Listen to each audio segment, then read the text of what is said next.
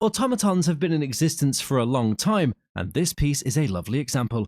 This elephant automaton has a small spring at the bottom that, when pulled, swings the elephant into motion. From its appearance, it is believed to be an African elephant, especially because of its small ears. It is a French-made automaton made by a company called Roulet and Decomp, and they were known for this kind of animal automaton. Automatons by Roulet and Decomp are popular among collectors, and this one was made around 1900 to 1910. The entire covering is suede leather, which gets damaged easily, but this one is in pristine condition, like it was never played with. Automatons were used as after-dinner entertainment for children, and were expensive. This elephant automaton, with its tusk and trunk in great condition, would be worth around. It's absolutely fabulous, and for that reason, I think this one is worth £1,000 to £1,500. Thank you very much. Thank you. A collection of naval medals that have been poorly kept are brought in for appraisal. The two men who owned the medals were admirals, and both have one medal in common, the Naval General Service Award, which ran from 1793 to 1814. Usually, an admiral had one clasp, which is the piece of metal on the award, and this one was used in Syria. A Syrian clasp is always accompanied by a small medal called a casual knock, and the first piece has a silver version, while the second has a solid gold version for very senior officers. Another special medal on the first admiral is the bold action clasp given to those who volunteered to roll over to the enemy's vessel and capture it. Next is the Knight of the Bath, and this shows that the first admiral served a long time ago because his first medal was in 1808.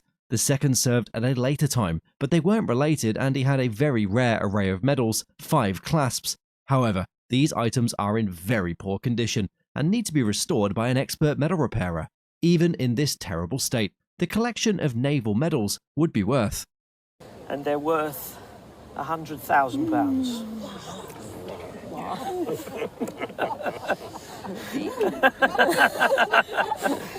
Absolutely. Weather forecasts are important to Europeans, and here is a group of weather symbols for appraisal. The guest was obsessed with the weather news during his teen years and built a career as a meteorologist. Seeing his passion for meteorology, his mother wrote to the BBC to request for these weather symbols, which were granted. They are fine symbols and were part of a degree project put together by a student named Mark Cohen. The symbols were important at the time as they were used by the BBC, especially the magnetic ones till 2011. Moreover, the guest had about 45 weather symbols in his collection, and each is worth around £50, with focus on the lightning symbol. Therefore, at an auction, this collection of weather symbols will be valued at. You're probably looking at about, what, £2,000 or so for the collection? But they mean a lot to me, so I will just keep them forever. This was my rock star in the bedroom moment, really. In celebration of the end of World War II in 2018, this teddy bear is brought alongside a photograph for appraisal. The photograph is a picture of the guest's great-uncle, Captain Richard Ladefert, who was killed in October 1915 in Arizona. During that period, about 56,000 casualties were recorded, and it was a time of unrest. The teddy bear, however, belonged to the guest's great-aunt, who was 5 years younger than his great-uncle. The bear was made around 1908 and given to Captain Richard by his sister to take to the battlefield as a lucky mascot. But it didn't work out as Richard died and his remains were not found, so there's no known tomb. The teddy bear was found and is a stunning piece. From the moment he came out of his cardboard box, everybody said, wow. I'm very pleased you brought him. Thank you very much. Thanks. Thank you. A guest, an avid doll collector, brought in a tribal art doll that she had purchased from a friend. Her friend had been involved in efforts to feature dolls on stamps, initially focusing on general antique dolls. The friend, who owned several of the dolls featured on the stamps, offered the guest a chance to buy some, and the guest purchased this in the mid-1980s. The appraiser identified the doll as a Plains Indian doll, likely of Sioux origin, created as a child's toy by a grandmother or mother. The doll was featured on a stamp as part of a collection of American dolls representing Native Americans among other dolls. The doll was in excellent condition, had original moccasins, hand-painted muslin face, hand-stitched and hand-beaded craftsmanship, and braided horsehair. The doll likely dated to the first quarter of the 20th century based on its beadwork and signs of use. The appraiser revealed that the doll, considered rare and in excellent condition, had a retail value of The neighborhood of about $3,000. Oh my goodness. That really surprises me. That's great. 87-year-old Axel holds a sentimental attachment to this little teddy bear. This teddy bear was packed in the small suitcase that he traveled with to England. Axel's mother had put this bear in his suitcase when he left home. It was the only toy he had while he lived with his parents in Germany. Unfortunately, his parents decided to commit suicide as things became very difficult for them. However, Axel was well cared for in England and was informed of his parents' demise later. An emotional Axel revealed that this teddy bear was precious to him. It didn't have the impact that it would have done if I'd known at the time. It's in fact the only toy that I have. Displayed today is a gorgeous sensor featuring intricate patterns. The guest was given the gift by her friend, who was battling terminal brain cancer. Mother-in-law was a world traveler probably around 1910, 1920, and she brought it back from somewhere in Asia. This exquisite piece is a beautifully crafted Classon enamel sensor. Poisoning is a technique where you take a copper or a bronze base and you affix it with wires and make partitions, which is what cloison means in French. The incense burner has Chinese roots, and the Classon technique was introduced to China around the 1400s. By the Qing dynasty, 1662, imperial workshops were established to produce items like this. Due to the specific technique and enamels employed, this piece is from the 19th century. This piece is symbolic of a pomegranate, carrying deep meaning. It's burgeoning out from the surface. And pomegranate in Chinese is pronounced shilu, and it's symbolic of having many children. A complementary hardwood base is included with this piece, adding to its value. Typically, pieces of this shape are smaller, but this large sensor is a masterful exception, making it highly valuable at auction, something like this would carry a pre-sale estimate of between $15,000 and $25,000. Whoa. No kidding. Yes. What a gift from your Certainly friend. was. Thanks, Millie.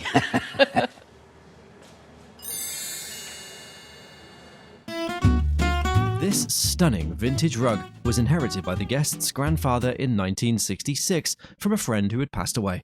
The gentleman originally had bought it from an antique dealer. Okay. So we really don't know a lot about it.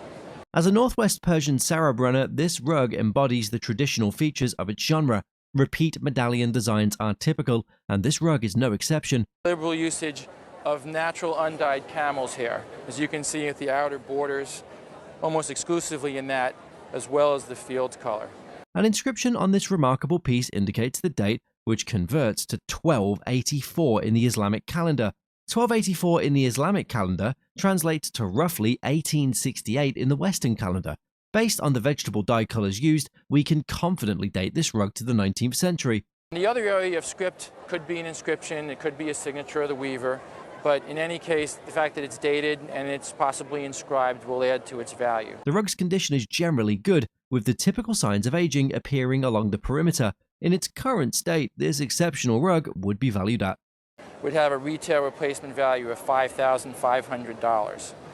I believe the restoration costs on this carpet would probably be around $1,000. Oh, okay. And when that is properly restored, it will add approximately $3,000 to the retail replacement value. So it would definitely be worth it then. Absolutely, it'd be a good investment. Okay. Great. It was his uncle's, then his cousin's. After his cousin died, the cousin's wife offered it to him. The 1965 Lionel Blue Comet Titan train set is one of the most iconic and sought after in model railroading. Lionel was Joshua Lionel Cohen's middle name, a pioneer in luxurious toy trains.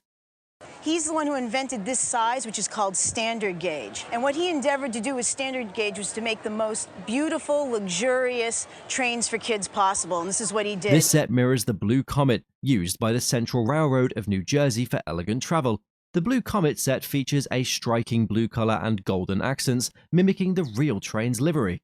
The Blue Comet was the New Jersey Central Line's finest train to Atlantic City and the Jersey Shore. It was blue to match the Jersey seashore. The Blue Comet, Fay, Westfall, and Temple were all named after comets. The detailed engine and cars highlight Lionel's commitment to quality and realism. Such exceptional craftsmanship, so much so that the appraiser valued the item. Estimate $8,000 to $10,000. Oh my. It's sold as much as $11,500. Good heavens. Makes me want to treasure it even more. An exquisite antique rug, resplendent with elaborate designs, is presented before us today. The guest received this rug as a gift from her son, who acquired it during his Peace Corps service in Armenia from 1996 to 1998. Was it a dealer or did he buy it from a private home? I think he bought it from a private home. Okay. Yeah, they've had it in their family, I think, for a while. Dating back to the turn of the century, this rug was made around 1900.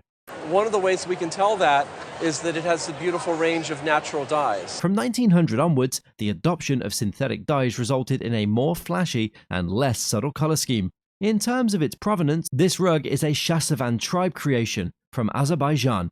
This type of rug is called a kilim. Kilim refers to the specific weaving method used, which is a slit weave tapestry technique. And if you look very closely, there are these little separations where they have to turn the color one way and go back the other way. They have to create a slit. The rug is in remarkable condition, with only minor conservation issues that can be readily addressed, and in its current state, it would be valued at. The rug is worth $4,000 retail, which would also be considered an insurance value. Okay. This painting is from his great-grandmother. This 1905 watercolor by Olaf Carl Seltzer brilliantly captures the dynamic energy and rugged spirit of the American West. Seltzer, renowned for his vivid cowboy and frontier scenes, was shaped by his Western experiences.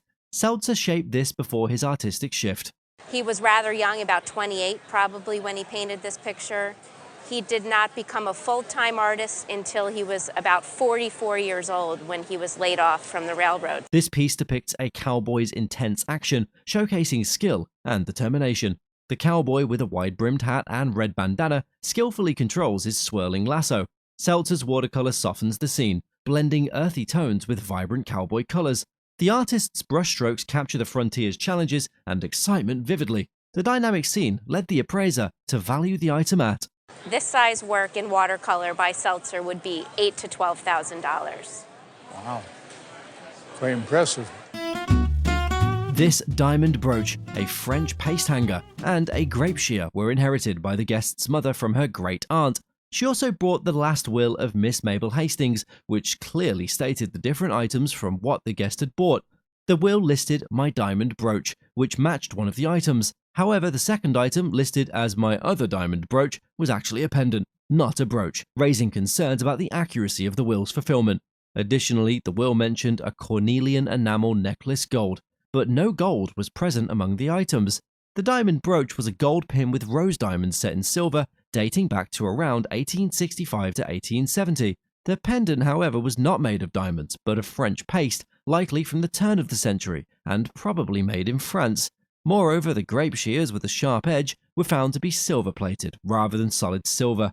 Noting while the items had some value, they were not as valuable as they were intended to be in the will. The appraiser estimated them at all in total, the value is not important. No. This is worth about $150, and your diamond pin on the open market today is worth somewhere around $1,000. A double snake Roman gold ring with an accompanying photograph is brought in for appraisal. It is a photograph of the guest's great-great-grandfather, who was an Egyptian consulate in Alexandria. He was also a Jewish monk and was given this gold ring by Lord Carnarvon to appreciate him for his help in raising funds for the excavation of the Valley of the Kings. The ring is Roman fine gold because of the wriggle work and was rarely worn. Snakes were significant in Roman history as they were symbols of fertility and rebirth, and also used to defend temples. Lord Carnarvon was not only an Egyptologist, he also loved antiques, so it's very likely that the ring belonged to him. As a Roman double snake ring, it is worth £1,500 to £2,000. However, with a proper trail connecting to Lord Carnarvon, it could be worth around. But with a paper trail back to the Earl of Carnarvon, I could raise that to probably £4,000 or £5,000. Wow. The owner purchased this 1936 film from a storage unit in Wichita, Kansas, where it was left by someone unsure of its value. This film is a serious, over-the-top portrayal of marijuana's impact. A wonderful movie. It was an informational movie put out in 1936 by a gentleman named Dwayne Esper, and Dwayne Esper actually had his wife write the screenplay for this. It depicts college girls whose lives spiral out of control after mistakenly using marijuana, leading to dramatic consequences. The film's campy nature, including sensational headlines like "Marijuana, weed was rotten, hell," has made it a counterculture icon. The main character, she has an affair with the drug dealer, has a child out of wedlock, gives the child up for adoption. The drug dealer is killed, and by the end of the movie, she becomes a drug dealer. The owner, an addiction counselor, finds the film's extreme portraying intriguing and fitting for their collection. Despite owning it for 3 years and debating its future, the owner sees its rarity and over-the-top appeal.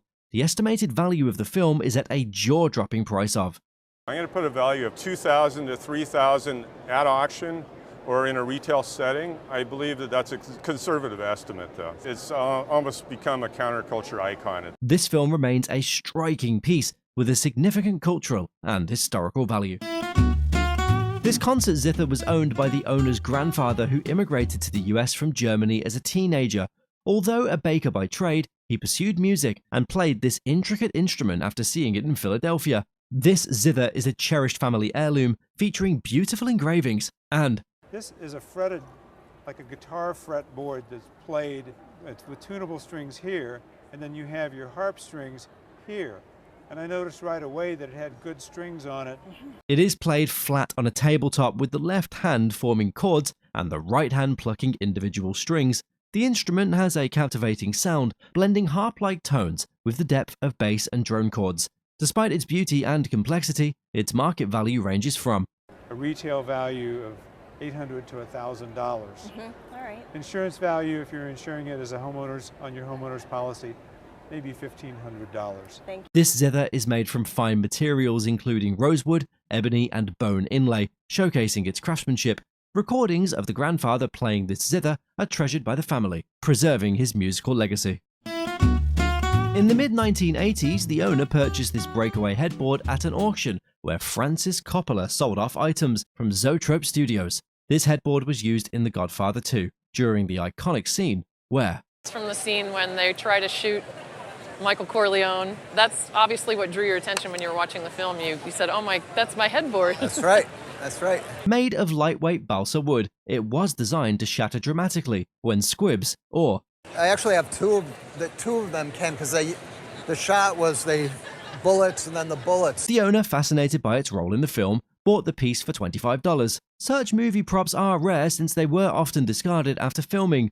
The Godfather 2 was the first sequel to win Best Picture, adding to the headboard's historical significance. Due to the film's legacy, the headboard's value is estimated to be. Conservatively, I would put an estimate of probably $6,000 to $8,000 on it. Oh, cool. All right. Well, thank you. This unique piece of cinema history now stands as a testament to the film's lasting impact.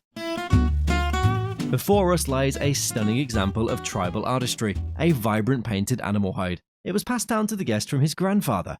And it was a gift to him, I think back in about the 30s.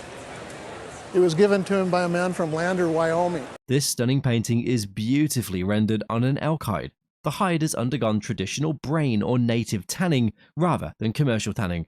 It comes from the Shoshone people and displays the characteristic style of a father and his sons, who were renowned hide painters. Washakie, the father, held the position of chief within the Shoshone tribe. He was an important chief.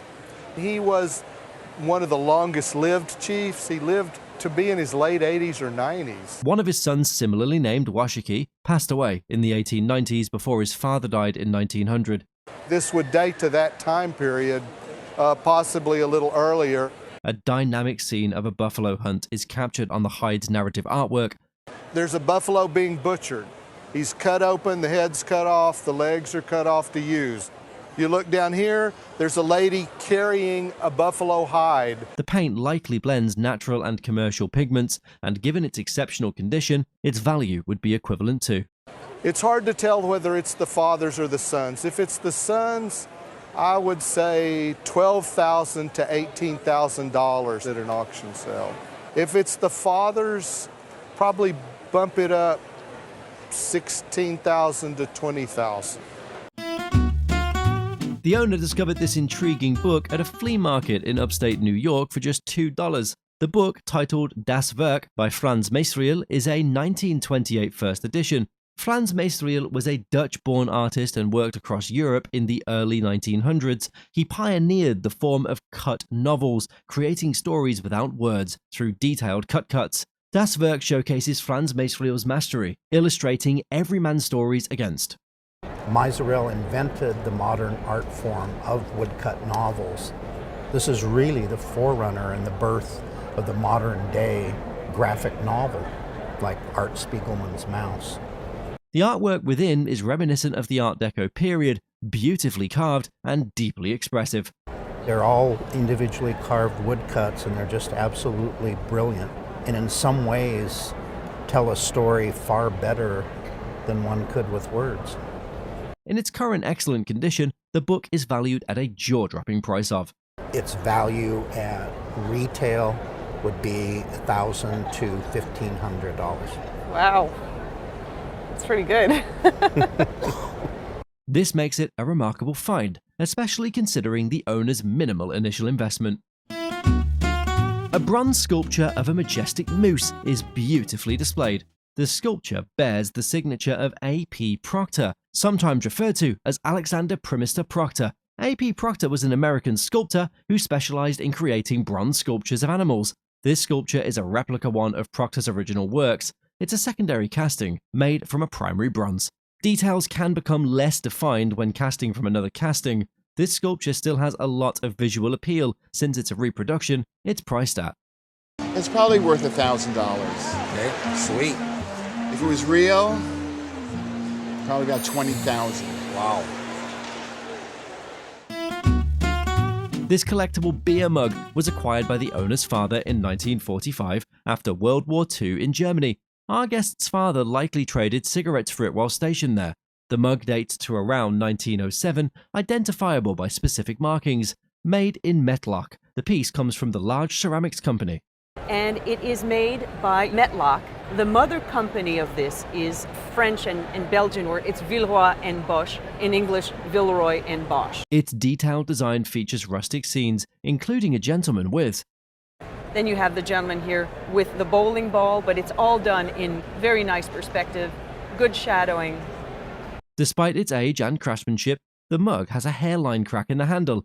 Due to this condition, its value is estimated to be at $200 to $300, but in perfect condition, the mug could fetch a value of. So in this condition, maybe $200 or $300. No big money. In perfect condition, maybe $500 to $700. The globe on display was discovered in the guest's grandmother's attic. We found this globe in my grandmother's attic, and it was probably in the late 60s. My aunt had decided to remodel. Dated 1852, this globe is a celestial representation made by Merriam and Moore stationers. One of the most interesting things about this globe is that it was crafted in Troy, New York. Its origin in Troy, a city with a limited number of cartographers, adds to its allure for collectors. Some condition issues are apparent on the globe. A little of the paper has come away. There's a crack on the side here and there. Nice cast iron base, and this is a more desirable base than some of the pieces, given the way it looks and sits. The cast iron base is a particularly desirable feature of this globe. Terrestrial globes typically command higher prices, unlike this celestial globe. With its generally good state of preservation, the value would be. In 05, had you seen it, however, probably would have been closer to $2,000 or $3,000. All in all, it wasn't a bad catch out of a window. No, good catch, Mother. This exquisite lamp is part of a first collection by a talented designer, commissioned by. It was around $150,000. The owner, aware of its value, had never had it appraised before this moment. The appraiser revealed a stunning valuation, estimating it at around $150,000. This lamp had been in the owner's family since the late 1950s, adding sentimental value. Its unique design and historical significance contribute to its high appraisal. The owner was amazed by the lamp's significant worth. With such a valuable piece, the owner now faces a tough decision. They must decide whether to auction the lamp or place it in a suitable location. Before us is a signed antique NFL ball with an NFL player's picture, beautifully nostalgic, evoking a sense of the historical times in the sport. The items belong to, or have been impacted by, some of the greatest NFL athletes from the University of Oklahoma, called Sooners. The guest received these items as gifts from her husband. The football. Yes. I see your husband's prominent signature on the top here. Right. Okay. And signed by who? The legends that played football at OU. Okay. The ball was made for college football in the 20th century, owned by the guest's husband by the name Buddy Burris, who was an American football player. He was the first Oklahoma player to earn All-American honors in 3 years. On the ball are numerous signatures from Buddy Burris and some of the greatest athletes of NFL of all time, Hall of Famers, coaches, and the likes. We also show on the ball Billy Sims, who is a running back, Right. Heisman Trophy winner, as well as Leroy Selman. He is in the NFL Hall of Fame. The ball is authentic and designed with crimson and cream colors of the Oklahoma Sooners, showcasing the pride and legacy of the Sooners. Looking closely, we can see the ball is meticulously crafted to represent the team's history in the NFL.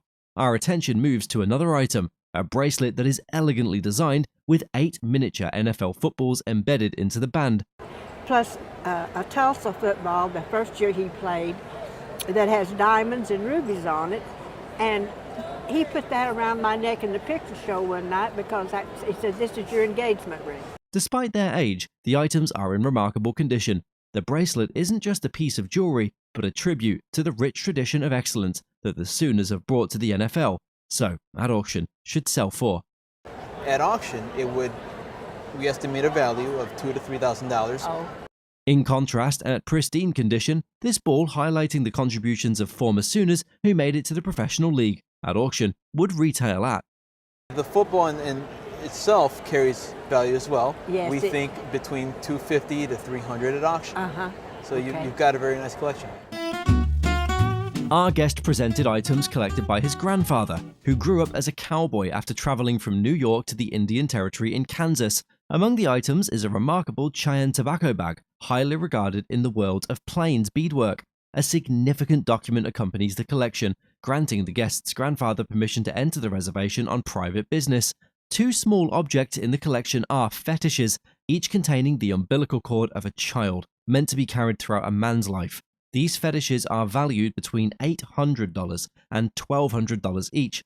The Cheyenne tobacco bag stands out for its craftsmanship and rarity, making it a valuable collector's piece. The appraiser noted that the tobacco bag could sell for an impressive. We would expect to sell this tobacco bag for in the neighborhood of $20,000 to $25,000. That's very much. Before us stands a delightful miniature doll, full of charm. The guest bought the charming doll through an online auction. And when I clicked on it, I expected to see a teddy bear, and I saw this little doll instead. This doll is a mignonette, the French word for a petite or miniature doll. I believe she's an all-bisque doll, referred to as a mignonette. They reached the height of popularity in the 1880s. Due to the similarities with other dolls, it is challenging to attribute this doll to a specific maker, although it's clearly of French origin. The doll has been incredibly well preserved, boasting original clothes and a pristine appearance. It's hard to pinpoint the maker because several makers made similar dolls, but this was definitely a French one. The doll's 5-piece body is strung at the shoulders and hips for added flexibility. Sometimes these dolls were jointed at the elbows, and very rarely also jointed at the knees. With all the characteristics of a high-quality French bisque doll, its value would be. Today's retail market, I would easily put a price of $3,000 on her. Oh my God. I've seen those shoes for $500. For just the shoes? Just the shoes. Our guest presented a Civil War sword that belonged to her great-great-grandfather, General Stephen McGroarty, along with his photograph in uniform. General McGroarty, hailing from Cincinnati, served in the 10th Ohio and later as a colonel in the 61st Regiment, participating in numerous battles, including Gettysburg. The sword is a high-grade presentation piece made by Klauberg of Solingen, Germany, possibly retailed by. He got scooped up by Lee's men May 5th, 1862. So you'd think he'd go to a prison camp, right? They didn't really have a good method of dealing with it. It features foul rubies on the scabbard and hilt, intricate engravings, and a beautiful Lady Liberty statue hilt. And he's called back to service. He ends up a captain in Company B, 28th Maine Infantry. They go down to the Gulf. He's captured again. The blade, etched with floral patterns and a panoply of arms, also has engraved listings of McGroty's battle engagements, including the notable Battle of Gettysburg. This sword retains some of its original gold gilt, adding to its visual appeal and historical value. The appraiser estimated the sword's value at auction to be.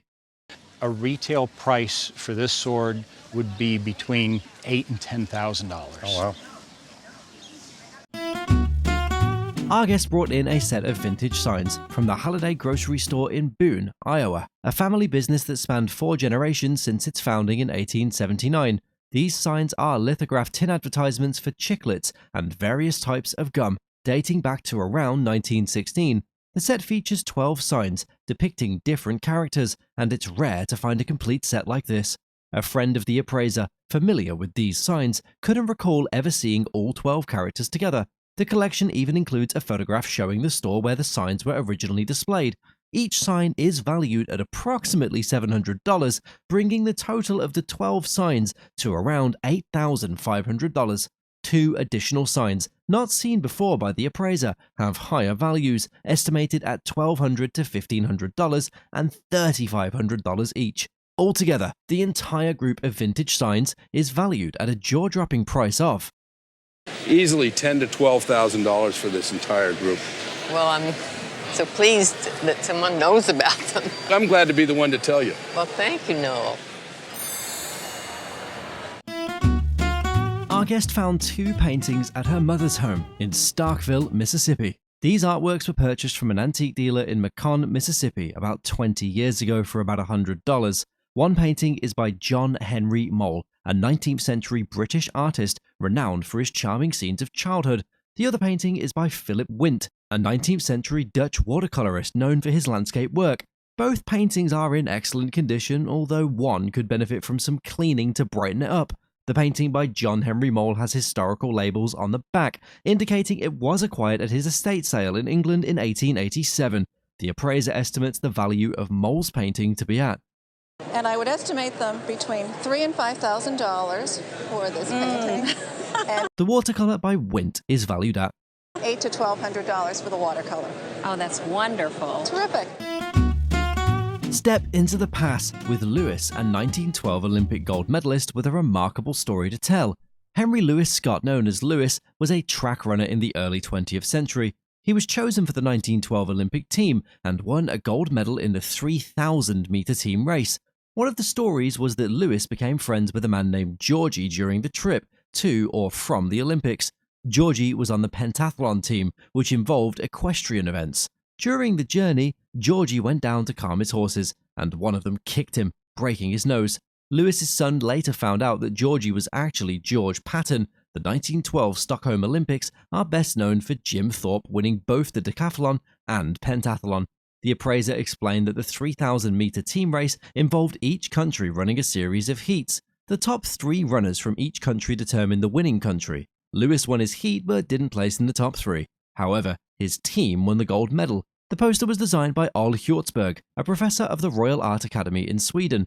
Lewis's Olympic memorabilia was appraised, including a poster and patch. The poster was estimated to be worth $1,000 to $1,200, while the patch was valued at $300 to $500. For the poster alone, I would probably place an auction estimate, maybe of $1,000 to $1,200, which is still pretty good. The most valuable item was the certificate of merit, worth $5,000 to $7,000, due to its rarity and historical significance. I would put an auction estimate of about $5,000 to $7,000. I'm very surprised. The gold medal has disappeared, but the certificate of merit remains, with an estimated insurance value of $1,500. I'd probably insure the group somewhere in the vicinity of about $15,000 for insurance for retail replacement value. Of course, for you, it's irreplaceable. Gowns not only tell stories through their fabric, but also capture the unforgettable moments shared between those who wear them. A hairdresser fondly recalls a memorable experience with Brooke Shields during her time on Broadway in Greece. Brooke surprised the hairdresser with a gown on the condition that they wear it before she left the show. On Brooke's final night, the hairdresser wore the gown, presented her with a bouquet of white flowers, and received a gracious autograph from the actress. And he also offered to send me a copy of the sketch that he had done for the gown originally. This is a picture of myself and Brooke the night that I gave her the flowers. Later, the hairdresser met Bob Mackie, the gown's designer, who admired their transformation of the original belt into evening gloves. Mackie signed the dress and offered to send a copy of his original sketch. The hairdresser describes Brooke as one of the most charming, professional, and dedicated individuals that they've ever worked with, always striving to improve her performance. This stunning Bob Mackie creation from the 1980s, now adorned with the signatures of both Brooke Shields and Bob Mackie, holds significant historical and sentimental value. While examining the condition of the item, the appraiser said, "At auction, I would believe that this would probably bring $7,500. That's pretty amazing. Thank So you. isn't that a great gift? That's the best gift ever. Thanks, Brooke. Yeah. Mr. brought a treasured family heirloom, a book that had belonged to his grandmother and grandfather, to be appraised. The book chronicled their journey to Hawaii in 1922, where they encountered Duke Kahanamoku and his brothers. During their trip, they had the privilege of surfing with Duke. The appraiser was delighted by the book's cover, crafted from genuine Hawaiian tapa cloth. As they delicately turned the pages, they discovered a photograph of Duke standing proudly beside his surfboard. Mr. pointed out a snapshot of his grandmother, who appeared to be surfing with Duke or one of his brothers. The appraiser found another photo of Duke himself, accompanied by a picture of Mr.'s grandmother, standing alongside Duke. Additionally, they uncovered a signed photograph by Duke, inscribed to Rita, Mr.'s grandmother, and Al, his grandfather. The appraiser revealed that Duke Kahanamoku was a 5-time Olympic medalist who introduced surfing to America, New Zealand, and Australia. He was renowned as the father of modern surfing and was widely regarded as a great guy. The book offered a unique glimpse into Duke's early career and provided insight into both Duke's life and Mr.'s grandparents' experiences. The appraiser noted that collectors would be particularly interested in the candid shots and snapshots featuring Mr.'s grandmother. Mr. recalled seeing the book as a child, and his grandmother would fondly share stories of her adventures in Hawaii whenever he visited. He estimated to sell the book between $10,000 to $15,000 at an auction, and the appraiser assured him that it was a good price. All the pictures of him, your grandmother, and his family members easily bring $10,000 to $15,000. Whoa. The appraiser's assessment underscored the significance of the book, a testament to the enduring legacy of Duke Kahanamoku. Today's piece is a very exciting work of art. It was given to the guest by her father, who had a collection of similar style sculptures. This sculpture was made by an American artist called Harriet Frithsmuth. Frithsmuth was quite famous in her day and studied in Paris and New York. You've brought in a very exciting piece. Well, thank you. It's by an American artist named Harriet Frithsmuth, who was very famous in her day. She worked in the early part of the 20th century. She studied in Paris with Auguste Rodin. The item is a hood ornament for a car, and its patina is still in very good condition. Additionally, it is signed and dated 1923. Surprisingly, this particular hood ornament is actually quite rare. And the piece you have is a model that I've never seen. We've handled a lot of Harriet Frithsmuth sculptures in our shop, and I've never seen this model. It's very, very rare. Due to its provenance and that it was made by a famous American artist, this item is now worth. At auction, a piece like this would probably bring between $20,000 and $30,000. Wow. Wow. A chance discovery in a family home revealed a rare, historically significant Patek Philippe. They found the husband's grandfather's Patek Philippe while cleaning aunt's home. The grandfather served in World War I. He stayed a bit in Europe, purchasing the watch in France. The watch is a Patek Philippe, regarded as one of the finest watchmakers in the world, and it was made between 1915 and 1918. It features a luminescent dial and remains in untouched, pristine condition. Patek Philippe, founded in 1839 as a pocket watchmaker, likely made this wristwatch model during their transition. The watch has an 18-karat yellow gold case and was originally designed for men. The luminescent dial was a distinctive feature of Patek Philippe, setting a style trend for other manufacturers. This watch was likely handmade, with one-off movements and cases, and it is rare to find one in such immaculate condition. This watch remarkably retains its original sterling silver dial with luminescence, a rarity among similar timepieces. The dial's enamel, Patek Philippe signature, is rare, as enamel often deteriorates. The crystal is also original, and when the watch was first made, the dial would have glowed in the dark. In excellent condition, this watch is highly collectible and valued at $40,000 to $50,000, making it a desirable find. In this condition, which is really rare, probably in today's market would be about a $40,000 to $50,000 watch retail. These posters are a collection from one of the most popular psychedelic artists of the 20th century. They're posters made by Peter Max. Max's works were very mainstream and loved by people in the 60s. Peter Max was one of the most famous, most popular of the psychedelic artists. But back in the 1960s, in sort of the twilight of the hippie era, his work was very, very mainstream and it was loved by people. As evident in most of Max's works, these posters feature a lot of colors. Their psychedelic nature and funkiness make them very desirable. Each poster is dated 1969 and numbered in the lower right-hand corner. They're all dated 1969, and they're all numbered in the lower right-hand corner. And here we have numbers 1, 2, and 4. Additionally, each poster is valued differently, with ones having additional stickers valued less than those without. Now, on today's market, they actually have some considerable value. As such, the most valuable of the three is worth. The one next to you is the most valuable one, and at auction, I would estimate it between $800 and $1,200. Very nice. A gut feeling led to the acquisition of this particular piece. About 3 years ago, I found this in a friend's antique shop in Galveston, and my gut feeling told me it was the right price at $100. The piece is a candlestick. In an age before electricity, candlesticks like these were a practical necessity. It's actually a Staffordshire pearl-glazed earthenware. This top is a candlestick above my thumb, if you like. Yes. That's a conventional silver-shaped candlestick of a type made in Staffordshire at that time. Staffordshire has been a centre of pottery production since the 17th century, known for its rich clay deposits and innovative potters. Additionally, its origins can be traced back to the early 19th century. This piece, like items of that time period, was probably painted by young women or children. It has personality. It's very garish. These were painted often by youngsters and young women or even children. At an antique store, due to popular demand, it could be worth. It's going to be at least 10 times that and maybe more. Okay. Priced between $1,000 and $1,500. Okay. No, you're welcome. I mean, it's a great thing. My goodness. Jerseys are not just sportswear. They can be powerful symbols of unforgettable moments in sports history. A guest presented a worn-out jersey, humorously calling it a rag, and explained that it belonged to Joe Washington, a former Baltimore Colts player. The jersey was from Washington's iconic 1978 Monday Night Football game against the Patriots. As a 16-year-old ball boy, the guest had cut holes in 4 jerseys for Washington to use as a tearaway jersey to evade defenders. Well, first, on a personal level, it was amazing because I was a 16-year-old kid at the time and a ball boy for the Baltimore Colts. So in the locker room before the game, Joe came up to me.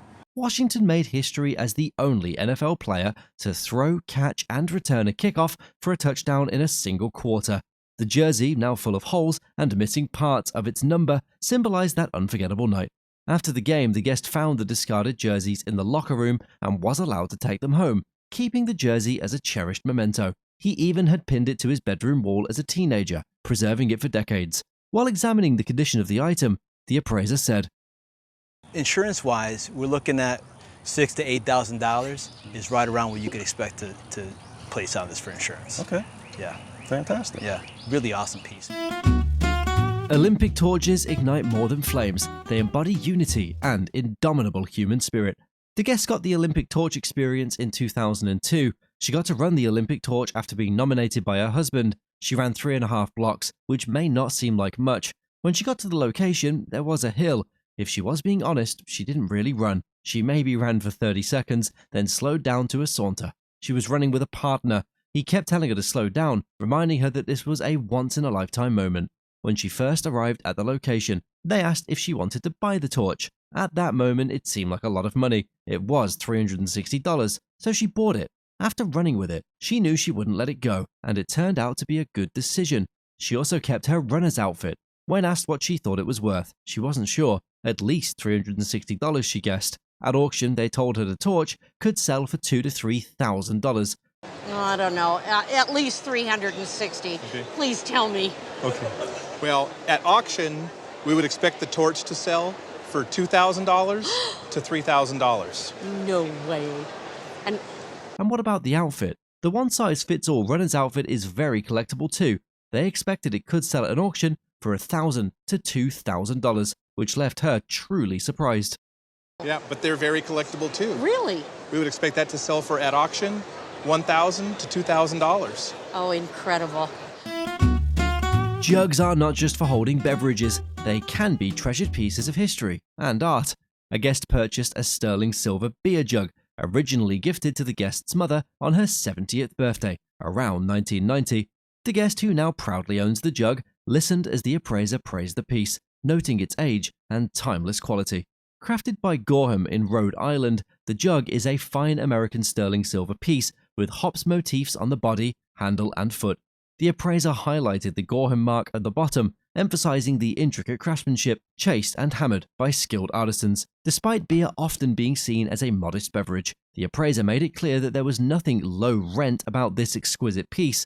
The jug was praised for its beauty and as a standout piece of American silver artistry, highlighting its lasting value. While examining the condition of the item, the appraiser said, I would put a value on it of $7,500. Oh, wow. Oh, wow. How nice. Wow. Just an exquisite piece of American silver. Thank you so much. Looks good with hydrangeas in it, too. Yeah, that too.